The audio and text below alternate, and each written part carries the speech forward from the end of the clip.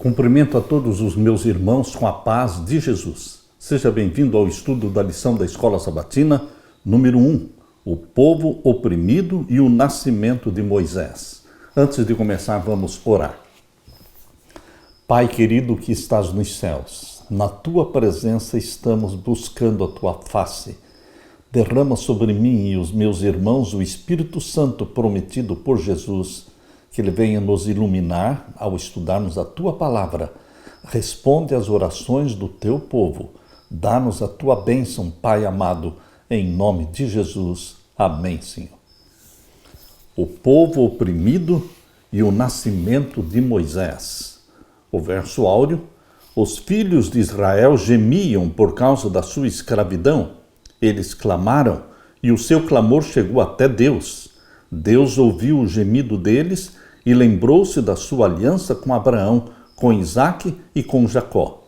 E Deus viu os filhos de Israel e atentou para a situação deles. Êxodo 2, versos 23 a 25. Deus não se esquece de você. Não se esqueceu do povo de Israel na sua escravidão lá no Egito. Ele faz aliança com o seu povo. Deus quer relacionamento com você, meu querido irmão, minha querida irmã.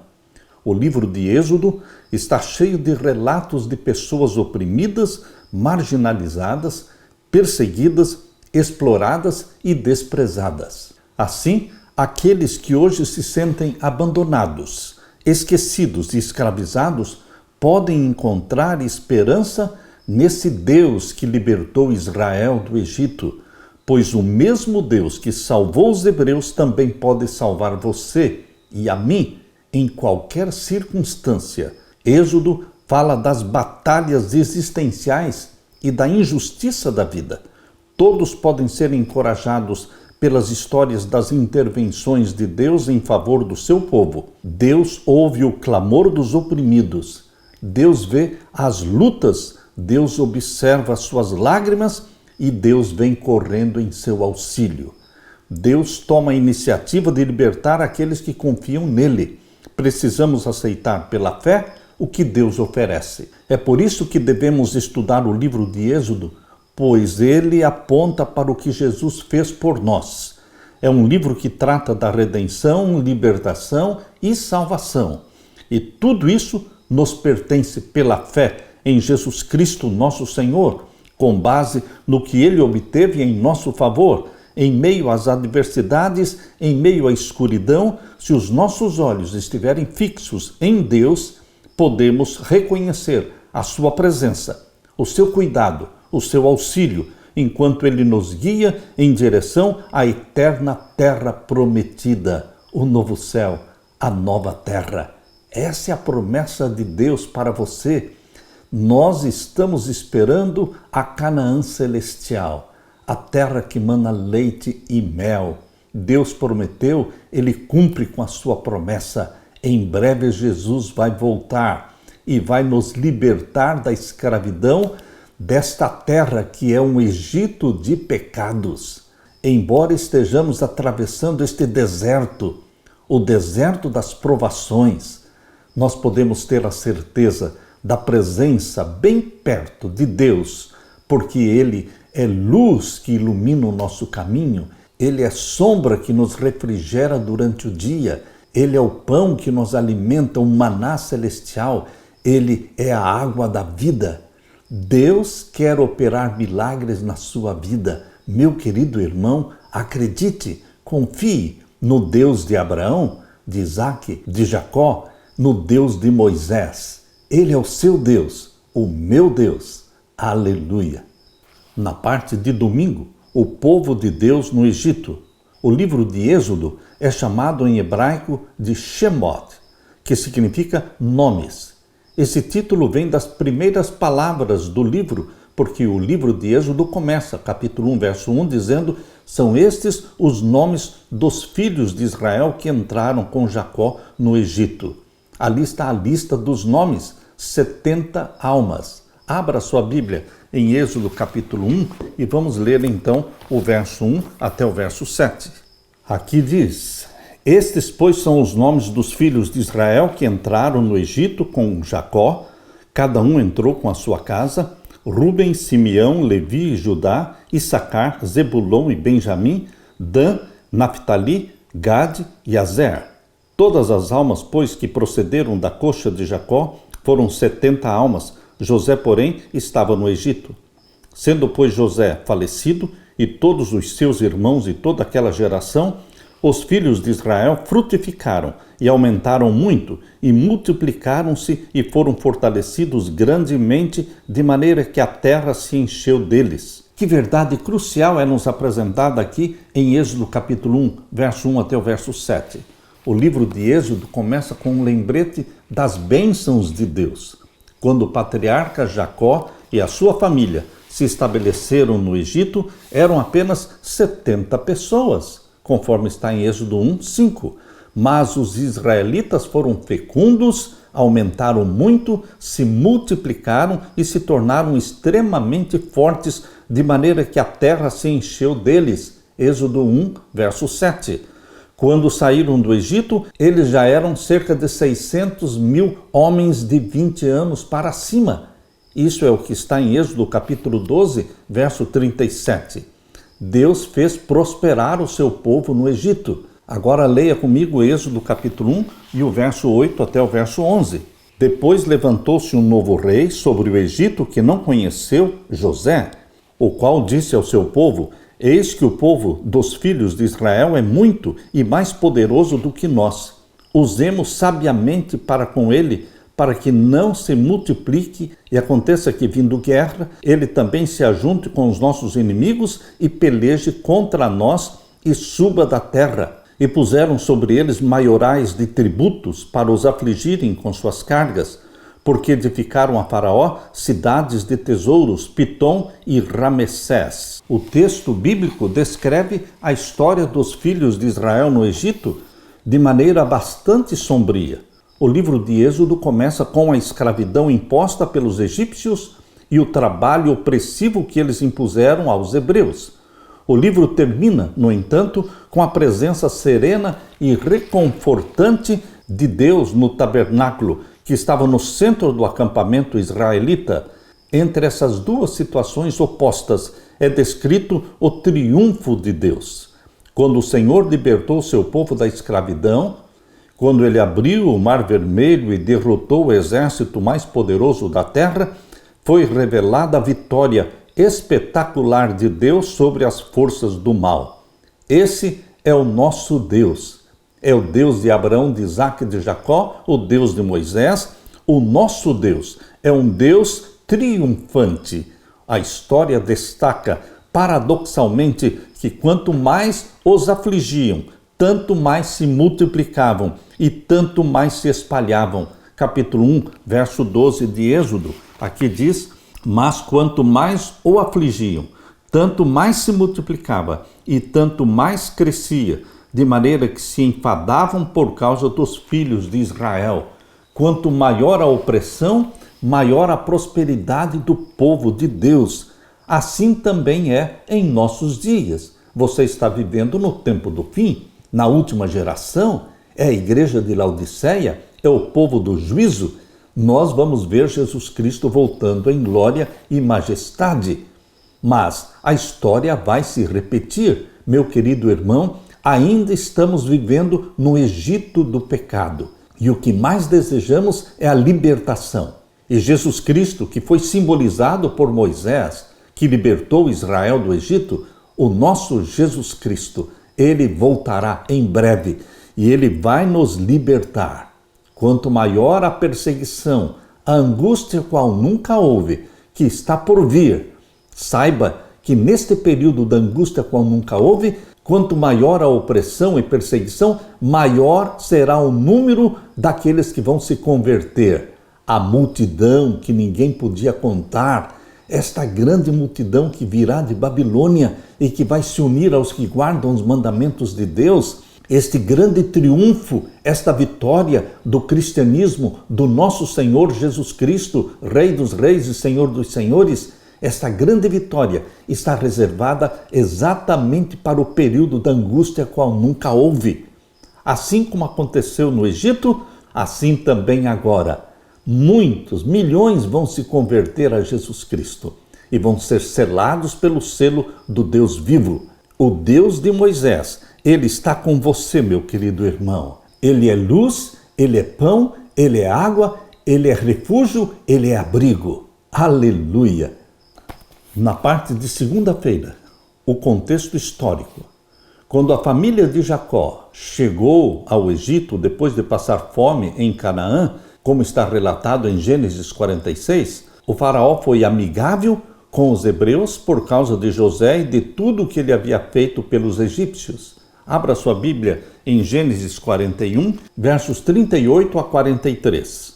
E disse Faraó a seus servos: acharíamos um varão como este, em quem haja o Espírito de Deus? Depois disse Faraó a José: pois que Deus te fez saber tudo isto, ninguém há tão entendido e sábio como tu. Tu estarás sobre a minha casa, e por tua boca se governará todo o meu povo. Somente no trono eu serei maior do que tu. Disse mais Faraó a José: vês, aqui te tenho posto sobre toda a terra do Egito. E tirou Faraó o anel da sua mão, e o pôs na mão de José, e o fez vestir de vestidos de linho fino, e pôs um colar de ouro no seu pescoço, e o fez subir no segundo carro que tinha, e clamavam diante dele: ajoelhai. Assim o pôs sobre toda a terra do Egito. Deus fez José governador do Egito.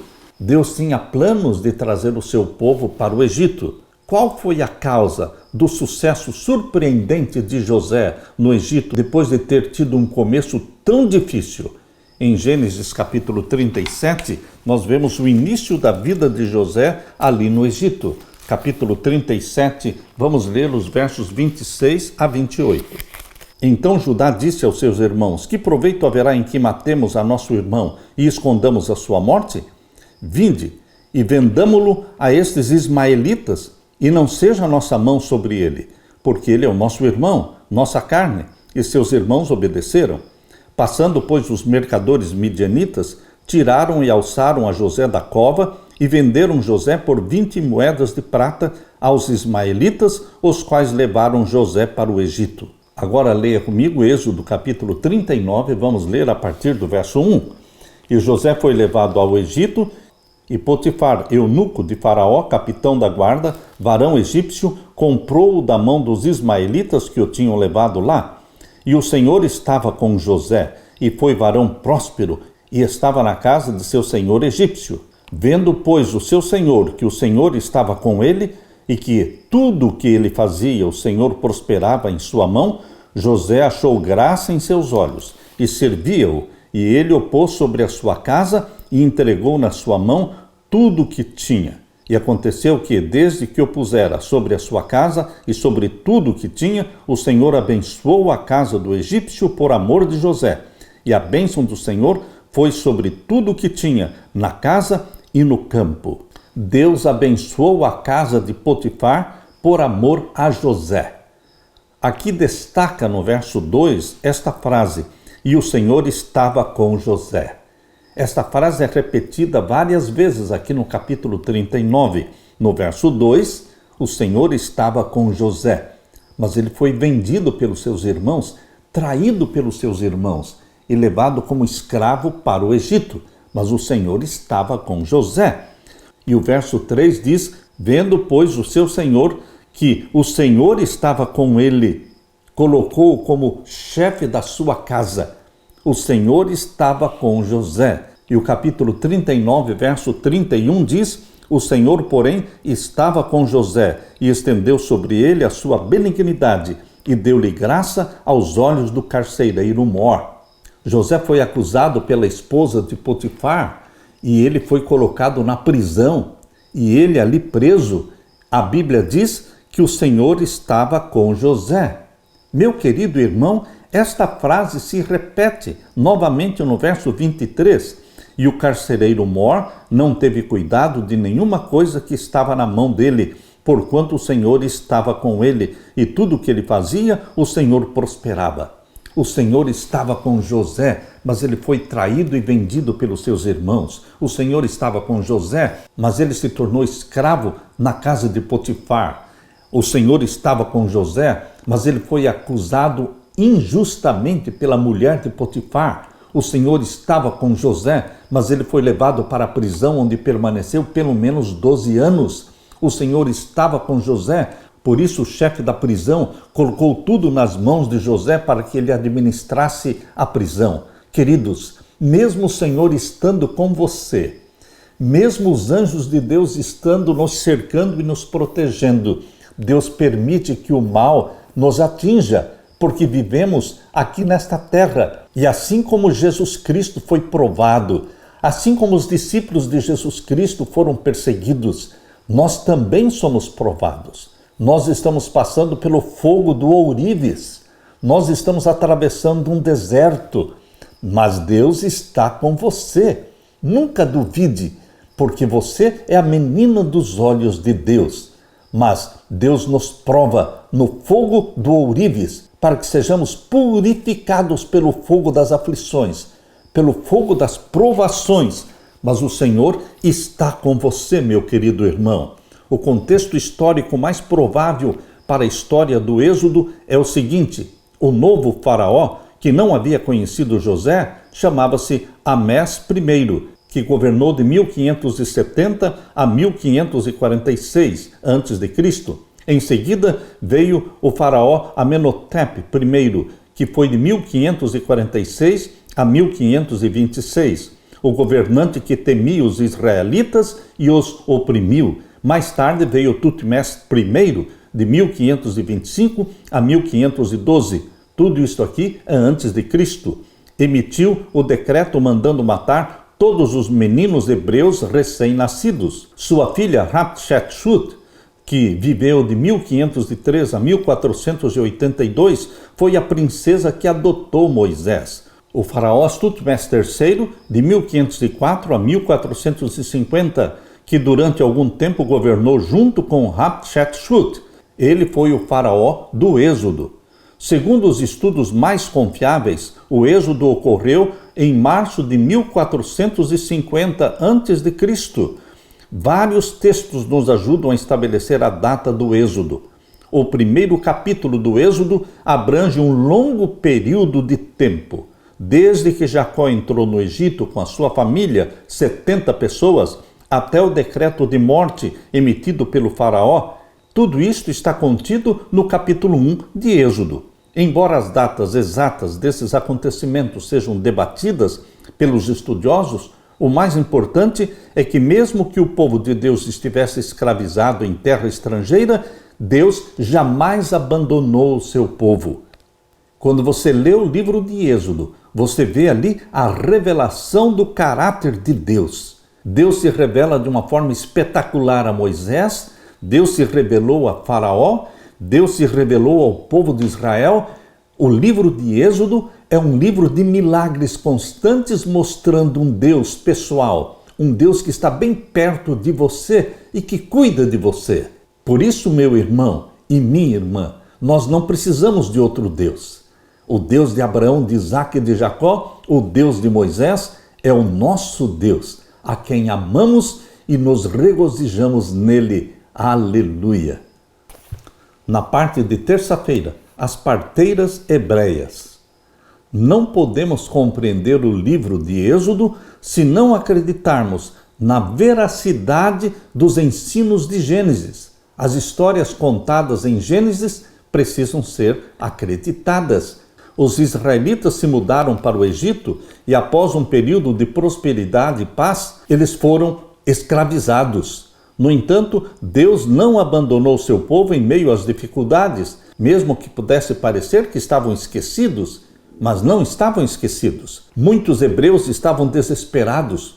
Contudo, no momento de angústia, Deus veio para ajudar com a sua mão poderosa. Ele encoraja os seus servos, dizendo: invoque-me no dia da angústia, eu o livrarei e você me glorificará. Salmos 50, verso 15. Abra sua Bíblia agora em Êxodo capítulo 1, vamos ler os versos 9 até o verso 21.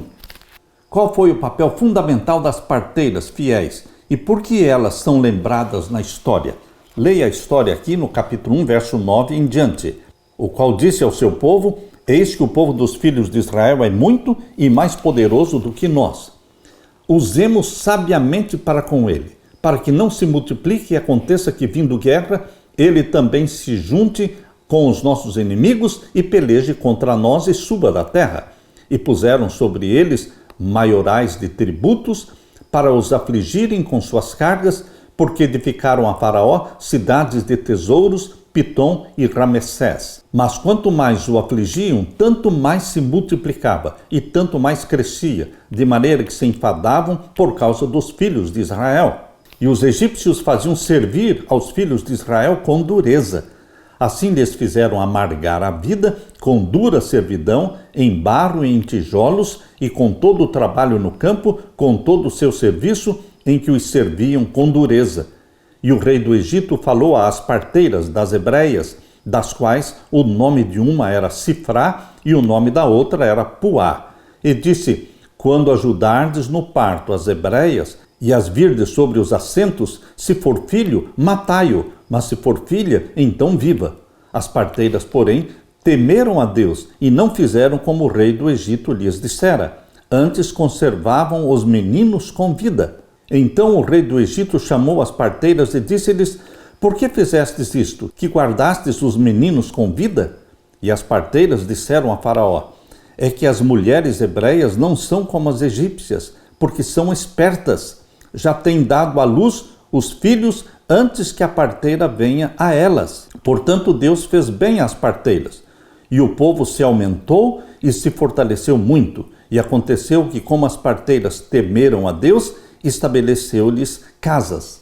Deus abençoou as parteiras porque elas foram fiéis a Deus, colocando em risco a própria vida. Elas conservaram vivos os meninos hebreus. Nenhum faraó é mencionado por nome no livro de Êxodo, mas as parteiras são mencionadas pelo nome. Uma se chamava Sifrá e a outra se chamava Puá. Queridos, os egípcios acreditavam que Faraó era um deus na terra, filho do deus Ra e também identificado com os deuses Osíris e Horus. Osíris, o deus Sol, e Horus, o filho do deus Sol. Ra era considerado a mais importante divindade egípcia, o próprio deus Sol. Apesar do seu suposto poder, esse deus falso, o deus Sol, não foi capaz de forçar as parteiras a ir contra as suas convicções. A ordem perversa do faraó não teve efeito sobre elas porque respeitavam a Deus mais do que as ordens de um governo terreno, exatamente conforme diz em Atos capítulo 5 e o verso 29. Abra sua Bíblia. Aqui em Atos 5, 29 nós lemos: porém, respondendo Pedro e os apóstolos, disseram: mais importa obedecer a Deus do que aos homens. Assim como falou Pedro, assim agiram também as parteiras no Egito. Mais importa obedecer a Deus do que aos homens. Esta deve ser a sua decisão também, meu querido irmão. Neste tempo do fim que nós vivemos, precisamos falar o mesmo. Importa mais obedecer a Deus do que aos homens. Assim, Deus abençoou as parteiras, Deus abençoou a Pedro, Deus abençoou a você, Deus abençoou José. Deus estava com José, Deus estava com as parteiras, Deus estava com Moisés, Deus estava com o povo de Israel. Isto não significa que não teremos que atravessar o deserto.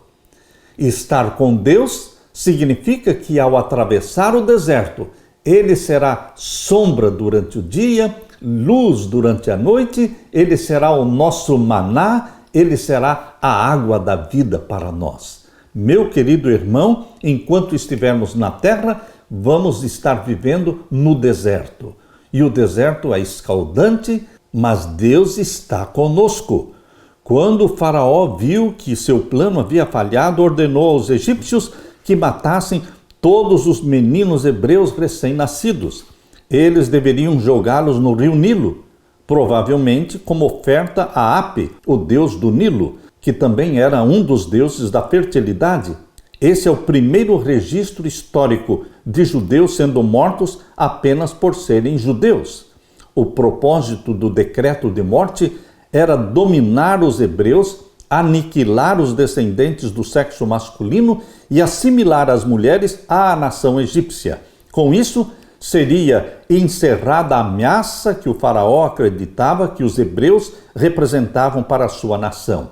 Poderíamos dizer que este foi o primeiro decreto de morte contra os judeus, lá no Egito.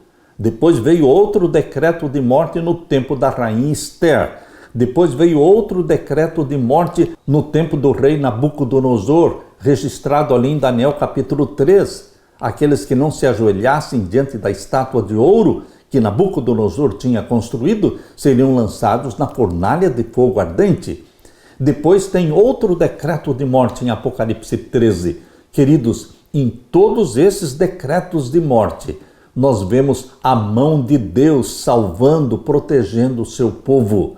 Agora, no tempo do fim, teremos o decreto dominical, que será seguido pelo decreto de morte. Mas, meu querido irmão, tanto no decreto dominical como no decreto de morte, Deus estará com você e comigo. Lembre-se que o Deus de Israel não dormita, não dorme, não tem memória curta, não. Ele é fiel em cumprir as promessas.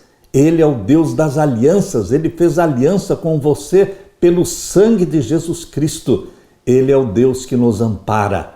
Ele tem olhos voltados para os seus filhos, assim como ele cuidou de Moisés, assim como ele cuidou do seu povo durante os 40 anos no deserto.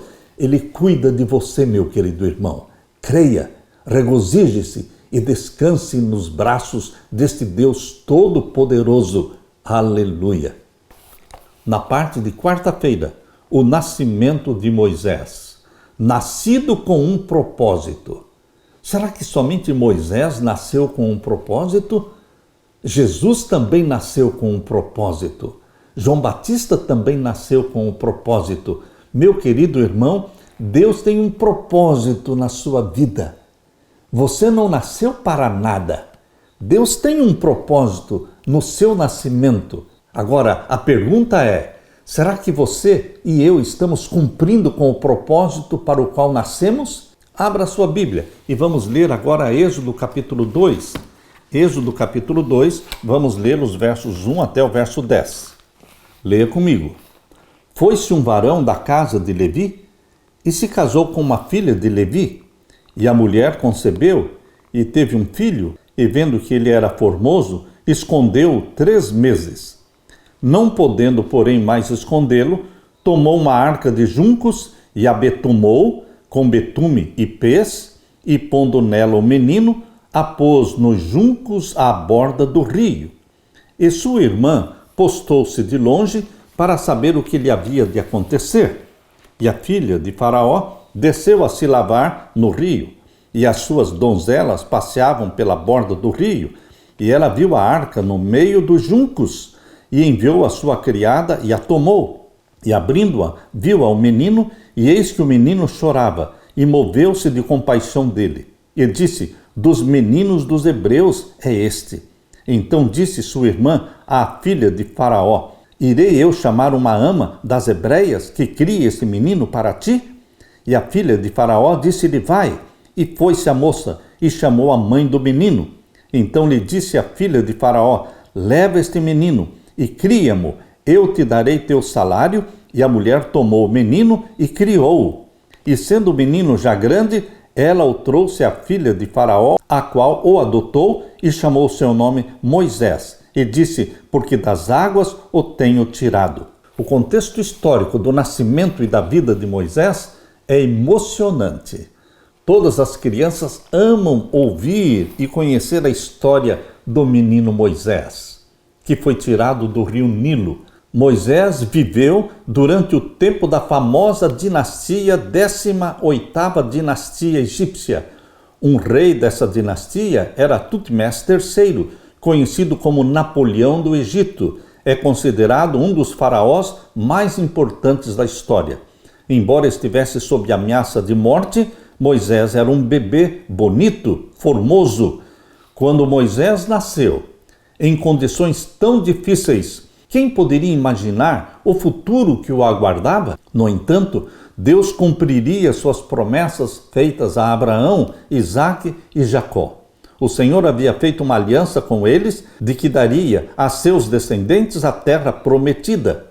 Décadas depois, Deus usou um bebê para cumprir suas promessas. A princesa egípcia Hatshepsut adotou Moisés como seu filho. O nome dado a Moisés teve origem egípcia, significando filho de, ou nascido de, ou tirado de. Sabemos pouco sobre a infância de Moisés. Após ser milagrosamente salvo e adotado por Hatshepsut, ele viveu os primeiros 12 anos com sua própria mãe. Moisés então recebeu a melhor educação egípcia com o objetivo de prepará-lo para ser o próximo faraó. É impressionante que grande parte dessa educação que Moisés recebeu para ser faraó foi uma educação inútil. Ele teve que desaprender a confiar em si mesmo. A autoconfiança tem que desaparecer para que você confie somente em Deus. Durante os primeiros 40 anos da vida de Moisés, ele aprendeu a autoconfiança. Ele foi preparado para ser faraó. Porém, nos próximos 40 anos da vida dele, que foi no deserto cuidando de ovelhas, as ovelhas do sogro, ali durante o segundo ciclo de 40 anos, agora no deserto, Moisés teve que desaprender o que aprendeu no Egito. No Egito ele aprendeu a autoconfiança, mas no deserto ele aprendeu a autodesconfiança. É assim que ele aprendeu a confiar no Deus de Israel. Meu querido irmão, Deus quer também ensinar para você a autodesconfiança. Desconfie de si mesmo, porque enganoso é o coração mais do que qualquer coisa. Confie somente no Deus de Israel, o Santo de Israel, no Salvador Jesus Cristo. Confie em Deus. Moisés nasceu com um propósito, mas com certeza eu nasci com um propósito. Por isso estou aqui pregando a palavra de Deus para você, porque nasci com um propósito. Você nasceu com um propósito. Que o Espírito Santo seja derramado sobre você e que Deus o ajude no cumprimento da missão. Se você acredita que nasceu com um propósito, Deus cumprirá com este propósito na sua vida. Mas se na sua mente você se imagina um fracassado, mas se em sua mente você é um complexado, você não se valoriza, então Deus não poderá fazer nada por você. Você tem que confiar em Deus, mas você tem que crer que nasceu com um propósito santo de Deus na sua vida. Aleluia! Na parte de quinta-feira, mudança de planos. Abra sua Bíblia agora e vamos ler Êxodo capítulo 2 e o verso 11 em diante. E aconteceu naqueles dias que, sendo Moisés já grande, saiu a seus irmãos e atentou nas suas cargas e viu que um varão egípcio feria um varão hebreu de seus irmãos. E olhou a uma e a outra banda e, vendo que ninguém havia ali, feriu ao egípcio e escondeu-o na areia. E tornou a sair no dia seguinte, e eis que 2 varões hebreus contendiam, e disse ao injusto: por que feres ao teu próximo? O qual disse: quem te tem posto a ti por maioral e juiz sobre nós? Pensas me matar, como mataste o egípcio? Então temeu Moisés e disse: certamente este negócio foi descoberto. Ouvindo, pois, Faraó este caso, procurou matar Moisés. Mas Moisés fugiu de diante da face de Faraó e habitou na terra de Midian e assentou-se junto a um poço. E o sacerdote de Midian tinha 7 filhas, as quais vieram a tirar água e encheram as pias para dar de beber ao rebanho do seu pai. Então vieram os pastores e lançaram-nas dali. Moisés, porém, se levantou e defendeu-as, e abeberou-lhes o rebanho. E vindo elas a Reuel, seu pai, ele disse: por que tornastes hoje tão depressa? E elas disseram: um homem egípcio nos livrou da mão dos pastores, e também nos tirou água em abundância, e abeberou o rebanho. E disse às suas filhas: e onde está ele? Por que deixastes o homem? Chamai-o para que coma pão. E Moisés consentiu em morar com aquele homem, e ele deu a Moisés a sua filha Zípora, a qual teve um filho, e ele chamou o seu nome Gerson, porque disse: peregrino fui em terra estranha. E aconteceu depois de muitos dias, morrendo o rei do Egito, que os filhos de Israel suspiraram por causa da servidão e clamaram. E o seu clamor subiu a Deus por causa da sua servidão. E ouviu Deus o seu gemido. E lembrou-se Deus do seu concerto com Abraão, com Isaque e com Jacó. E atentou Deus para os filhos de Israel, e conheceu-os Deus. Queridos, que fatos ocorridos rapidamente mudaram toda a direção da vida de Moisés. Ele matou um egípcio e ele fugiu para o deserto. A vida de Moisés teve uma mudança drástica, radical. O que Moisés faria? Sucumbiria à atração do Egito e aos prazeres da corte, ou suportaria dificuldades com seu povo aflito? Os acontecimentos logo forçaram Moisés a tomar uma decisão. Quando o faraó foi informado de que Moisés tinha matado um egípcio, faraó então planejou matar Moisés. Porém, Moisés fugiu da presença de faraó e foi morar na terra de Midian. Chegando lá, sentou-se junto a um poço, conforme diz Êxodo 2,15. Após o assassinato, Moisés não teve escolha. Pelo menos no que diz respeito a permanecer no Egito, ele não poderia permanecer mais. Assim, quaisquer que fossem os planos para que ele ocupasse o trono do Egito e se tornasse um deus egípcio, esses planos foram rapidamente destruídos. Em vez de se tornar um falso deus no Egito, Moisés serviria ao único Deus verdadeiro, o Deus de Israel. Sem dúvida, na época em que fugiu, Moisés não tinha ideia do que o futuro estava reservando para ele. Em pouco tempo, os egípcios ficaram sabendo do caso e a notícia logo chegou com bastante exagero aos ouvidos do faraó. Disseram ao rei que este ato significava muito mais, porque Moisés planejava liderar o seu povo contra os egípcios, derrubar o governo e assentar-se no trono. Disseram também que não poderia haver segurança para o reino enquanto Moisés estivesse vivo. O rei determinou que Moisés deveria morrer imediatamente, mas Moisés, percebendo o perigo que corria, fugiu para a Arábia. Moisés viveu 120 anos, conforme diz Deuteronômio 34, verso 7. E a vida de Moisés está dividida em 3 períodos de 40 anos.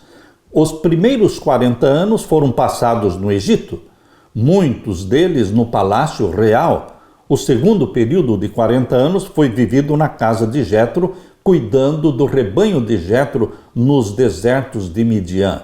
Mas foram os últimos 40 anos da vida de Moisés que ocuparam a maior parte dos primeiros 5 livros da Bíblia: Gênesis, Êxodo, Levítico, Números e Deuteronômio. Os últimos 40 anos de Moisés ocuparam a maior parte desses 5 livros da Bíblia. Esse período inclui a história do chamado inicial de Israel para testemunhar a um mundo que estava mergulhado na idolatria, revelando a natureza e o caráter do verdadeiro Deus. Meu querido irmão, Moisés e Jacó, Deus tinha planos para ambos. Deus tinha planos para Jacó. A bênção da primogenitura, embora pelo nascimento pertencesse a Esaú, Deus prometeu dar para Jacó. Jacó não precisava ter mentido, enganado seu pai, traído seu irmão para obter a bênção. Deus daria a bênção a ele, mas ele se antecipou, ele deu o jeitinho, o seu jeitinho de conseguir as coisas atrapalha os planos de Deus. Moisés também, Deus tinha planos de fazer dele o libertador de Israel. Ele não precisaria ter matado aquele egípcio, mas muitas vezes nós nos antecipamos. Nós queremos dar o nosso jeito, resolver as coisas do nosso jeito. Assim também como aconteceu com Abraão, Deus prometeu um filho para Abraão, mas ele era velho demais para ter um filho, e a esposa dele, Sara, era estéril. Então eles deram um jeitinho. Sara deu para Abraão a serva Agar, da onde nasceu um filho chamado Ismael. Mas este não era o plano de Deus. Meu querido irmão, A vida de Abraão, a vida de Jacó, a vida de Moisés, todos eles têm algo em comum. Todos eles se anteciparam ao plano de Deus, tentando ajudar a Deus. Deus não precisa que você o ajude. Deus tem um propósito na sua vida, meu querido irmão. Deixe que Deus cumpra com este propósito. Não se antecipe, não vá à frente de Deus. Deixe que Deus vá à sua frente. Ele é quem batalha as nossas guerras. Ele é aquele que vai vencer todas as batalhas. Mas existem momentos que parece que Deus nos esqueceu, que Deus não está se lembrando de nós. Mas isso não é verdade. Assim como Deus se lembrou de Abraão e deu-lhe um filho, Isaque, assim como Deus se lembrou de Jacó e libertou-o do seu irmão que o queria matar, e Deus abençoou a Jacó com filhos e com riquezas, assim como Deus também usou Moisés, um assassino que fugiu para o deserto, mas Deus o preparou durante 40 anos e ele se tornou o homem mais manso da terra. Meu querido irmão, Deus usou a todos eles. Deus quer usar você. Deus nos usa quando nós desconfiamos de nós mesmos. Porque a primeira coisa que nós precisamos aprender, se queremos trabalhar e servir a Deus, é desconfiar de nós mesmos. E então confiarmos plenamente no Deus de Abraão, de Isaque, de Jacó, de Moisés. Este é o nosso Deus. Espere em Deus. Confie nele. Seja batizado pelo Espírito Santo, possuído pelo Espírito Santo. O Deus que tirou Israel do Egito, o Deus que esteve com Israel durante 40 anos no deserto, o Deus que os colocou na terra prometida, este mesmo Deus vai nos tirar do Egito do pecado, que é este planeta onde vivemos hoje, e vai nos conduzir para Canaã celestial, para a terra que mana leite e mel, para a nova terra e para o novo céu. Nosso destino é o céu. Deus vai conduzir-nos, Deus vai introduzir-nos na nova Jerusalém. Aleluia! Deixe-me orar com você. Pai querido que estás nos céus, obrigado pelo Deus que o Senhor é. Um Deus que é real, que é pessoal, que está perto. É um Deus de alianças, é um Deus de relacionamento com o seu povo. Obrigado, Pai amado, porque o Senhor mostrou pela vida de Moisés o que o Senhor é capaz de fazer. Mesmo uma pessoa sendo fugitiva, mesmo uma pessoa tendo cometido um assassinato como foi Moisés, o Senhor transformou a derrota dele numa vitória. O Senhor transformou-o num líder, num legislador, no libertador do teu povo. Querido Pai, que o teu propósito se cumpra na vida do meu irmão, da minha irmã e na minha vida também.